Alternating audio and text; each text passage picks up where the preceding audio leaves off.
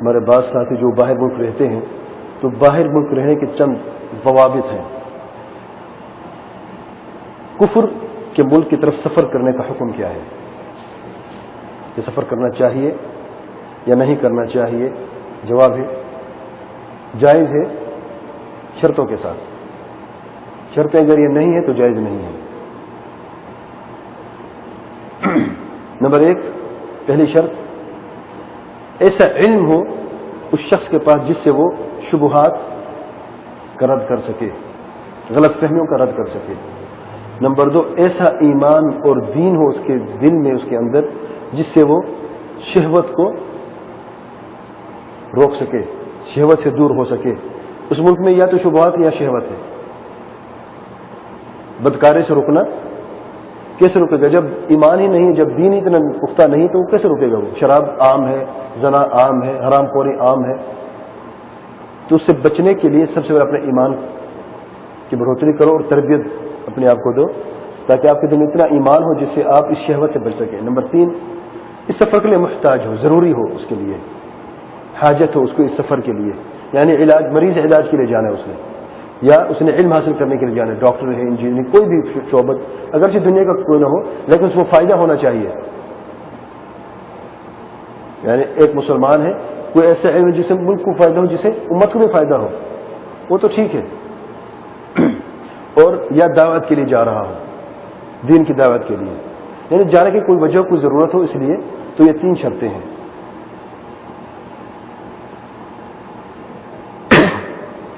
کفر کے ملک میں رہنے کی شرطیں، یہ سفر کی شرطیں ہیں. جسے سفر کرنا ہے تو اس کو یہ جاننا چاہیے کہ ان چیزوں پہ اچھی طرح عمل کرے، پھر وہ جا سکتا ہے. علم حاصل کرے علماء سے، بنیادی علم. توحید کے علم کی ہمیں پتہ نہیں توحید کیا ہے.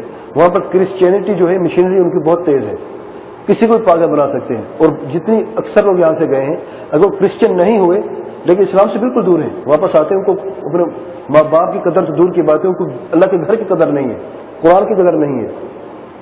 تو جب یہاں سے پہلے سے جانے سے پہلے آپ تیار کر کے بھیجیں اپنے بچوں کو تو پھر انشاءاللہ آسانی ہوگی. تو وہاں پر رہنے کی جو شرطیں، نمبر 1 کہ جو وہ وہاں پہ رہتے ہیں، اب پہنچ گئے، سفر کر لیا، اس کی شرطیں تھیں. اب وہاں پر رہنے کے ان سے محسوس ہوا میرے لیے مشکل ہے، اب اس کے لیے اور 3 شرطیں ہیں وہاں پہ رہنے کے لیے. نمبر 1 کہ وہ اپنے دین کی حفاظت کر سکے اس ملک میں. اس کا دین محفوظ ہے کہ نہیں؟ یعنی وہ نماز 5 ادا کر سکتا ہے باجماعت، وہ روزہ رکھ سکتا ہے، کہ وہاں پر ٹائمنگز تو وہی ہیں. نماز کے وقت اپنے شاپ میں کام کرنا ہے، بھائی چھٹی نہیں ہے. تم مسلمان ہو، ہم نہیں جانتے، ڈیوٹی از ڈیوٹی. اگر آپ نماز نہیں پڑھ سکتے ٹائم پہ، روزے کے لیے آپ کو مشقت ہے، بھئی مجھے تو افطاری کرنی پڑے گی، تو دین تو جا رہا ہے کہ نہیں؟ تو اگر دین کی حفاظت نہیں کر سکتے تو وہاں پر رہنا جائز نہیں. نمبر 2 اچھا یہ دین کی حفاظت کیسے ہوگی؟ علم، ایمان اور عزیمت سے. آپ کے اندر ایک عزیمت ہونی چاہیے، ایک پختگی ہونی چاہیے کہ میں انشاءاللہ کروں گا. محنت سے سب کچھ ہوتا ہے اللہ تعالیٰ کی توفیق کے بعد. نمبر 2 ان سے محبت نہیں کرنی کسی صورت میں.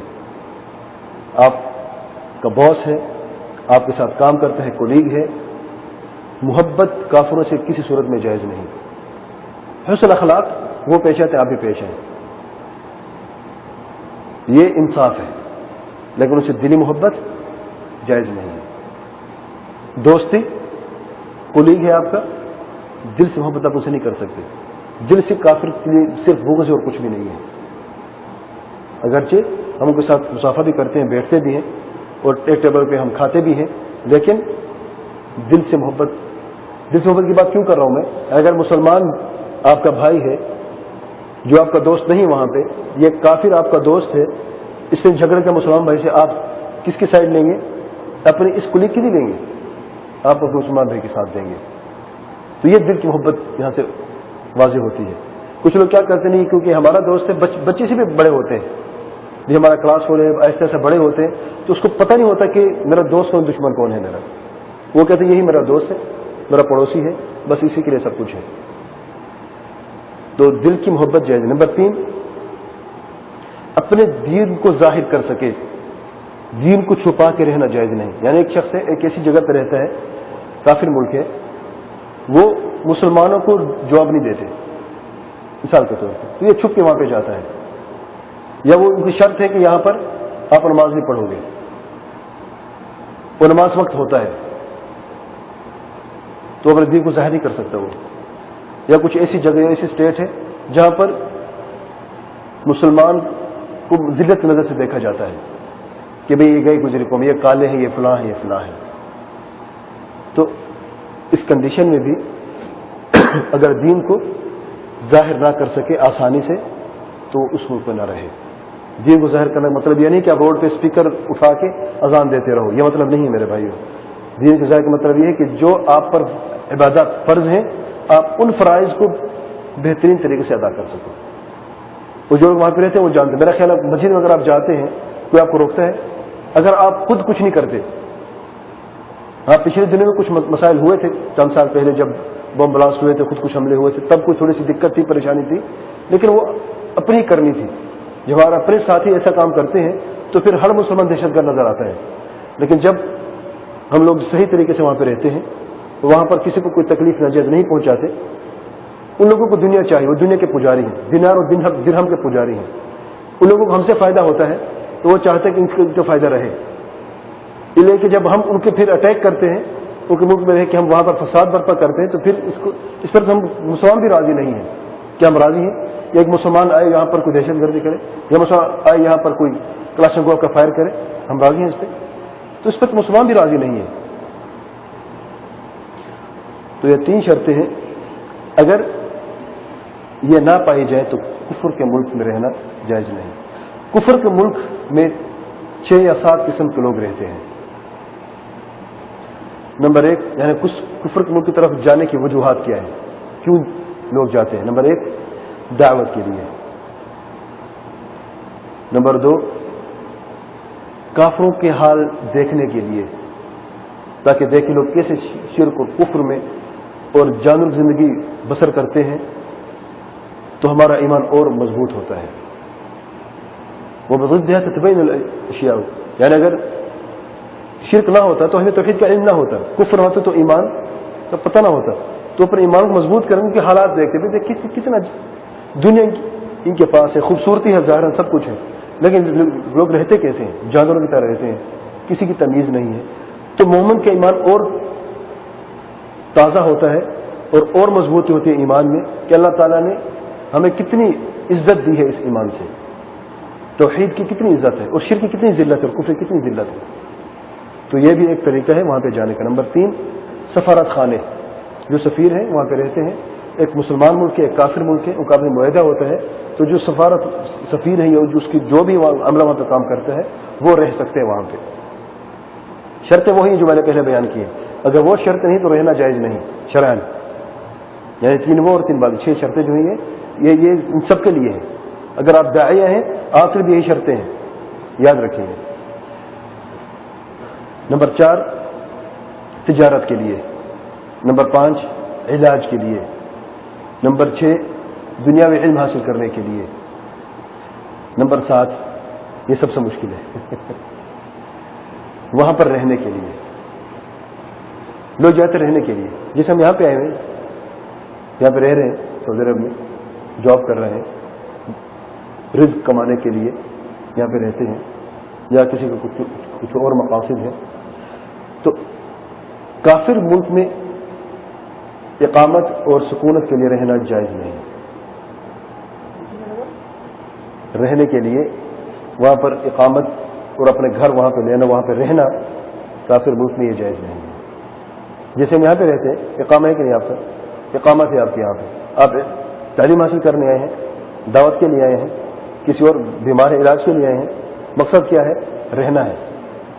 ایسا رہنا کافر ملک میں جائز نہیں. اس کی دلیل نبی رحمت صلی اللہ علیہ وسلم نے فرمایا، میں ہر اس مسلمان سے بری ہوں جو کافروں کے بیچ میں رہتا ہے. میں ہر اس مسلمان سے بری ہوں جو کافروں کے ملک میں رہتا ہے. یہ ابو داؤد ترمذی کی روایت ہے اور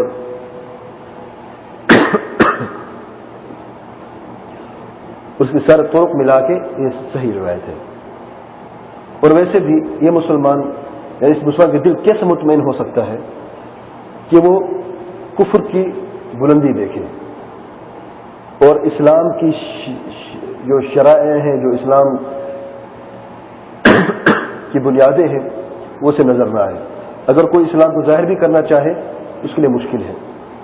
یعنی اگر وہ مرتا ہے تو قبرستان اس کے لیے بہت مشکل ہے. نماز کے لیے اس کو کئی دور جانا پڑتا ہے. وہ سستی کی وجہ سے لوگ کبھی کبھی جاتے نہیں ہیں. جاب میں جہاں پہ بیٹھا ہے تو اسے طرح طرح کے تانے سننے پڑتے، سہنے پڑتے ہیں. کافر کے سامنے اس میں سر جھکا کے کھڑا ہوتا ہے. تو کفر کی بلندی کسی مومن کے لیے یعنی کوئی مومن دیکھ نہیں سکتا کہ کفر بلند ہو، اس سے زیادہ ہو. تو اس لیے اور اس کے علاوہ جو بھی فیصلے وہاں پہ ہوتے ہیں، جو بھی وہاں پہ احکام حکم ہے سارے، وہ سارے اس میں سے 1% بھی شریعت کے مطابق نہیں ہے. جب اگر 1% بھی شریعت مطابق ہوتا چلو کچھ تو تسلی ہوتی، چلو ایک یہاں پر فیصلہ اللہ تعالیٰ کے احکام کے مطابق ہوتا ہے. لیکن جب یہ چیزیں نہیں ہیں تو ایسے کافر ملک میں رہنا بہتر نہیں ہے. جو لوگ وہاں پہ رہتے ہیں، وہاں پہ سکونت اختیار کر چکے ہیں، وہ کیا کریں؟ میری نصیحت یہ ہے اپنا ایک ٹارگٹ بناؤ. یعنی آپ وہاں پہ گئے ہیں، آپ یہ سمجھ ہم تجارت کے لیے گئے ہیں. تاجر میں اور وہاں پہ رہنے والوں میں کیا فرق ہے؟ تاجر جاتا ہے ایک مخصوص مدت کے لیے، اپنا کام ہوتے وہاں پہ چلاتا ہے کہ نہیں. تو جو لوگ وہاں پہ رہتے ہیں وہ اس گناہ سے بچنے کے لیے ایک راستہ ہے کہ وہ اپنے آپ کو تاجر سمجھے کہ ہم نے وہاں پہ تجارت کرنی ہے اور وہاں پر ہم ایک مخصوص مدت کے لیے ہم نے رہنا ہے.